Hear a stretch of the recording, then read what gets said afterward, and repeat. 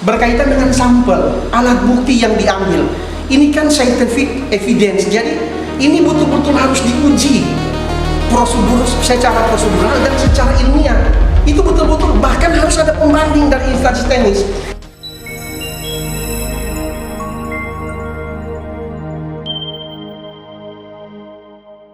Sebenarnya inti daripada permohonan yang kami ajukan, kenapa kami sangat keberatan dengan penetapan tersangka ini? Karena memang sejak dari proses penyelidikan sampai penyidikan itu ada kondisi yang dilanggar. Harus diingat bahwa prosedur hukum acara itu memiliki karakter sifat keresmian. Ada kondisi-kondisi yang dilakukan oleh teman-teman penyidik dan penyelidik itu secara tidak resmi. Itu yang pertama. Kemudian kedua, berkaitan dengan sampel, alat bukti yang diambil, ini kan scientific evidence, jadi ini betul-betul harus diuji secara prosedural dan secara ilmiah. Itu betul-betul bahkan harus ada pembanding dari instansi teknis.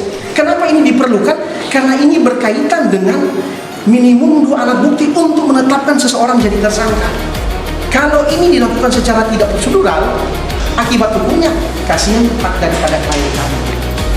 Kemudian ketiga, berkaitan dengan standar prosedur penyidikan beserta dengan administrasinya, ada yang ganda, ada yang pasal sangkaan yang berbeda. Kenapa kami harus lakukan, kami harus tegaskan?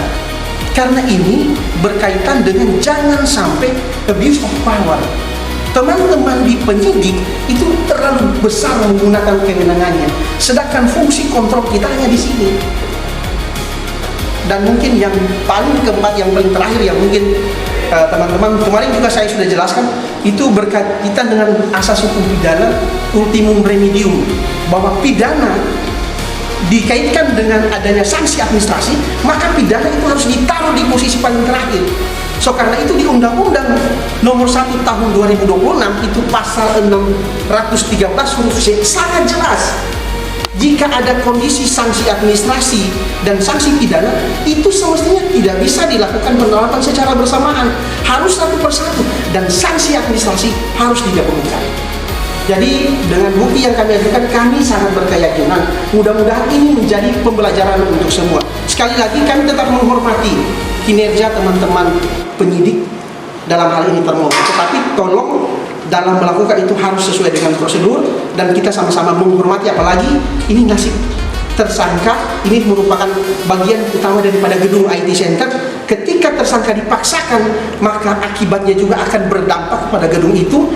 Berdampak pada gedung itu akan berdampak pada semua UMKM di sana, dan itu akan berpengaruh bagi secara sosial maupun secara ekonomi. Mungkin itu dari kami sementara ini. Ada yang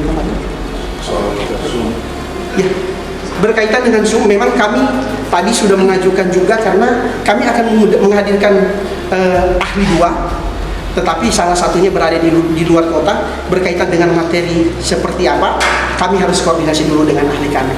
Tetapi kami nanti akan buka pada saat persidangan atau setelah persidangan. Mungkin itu dulu dari kami.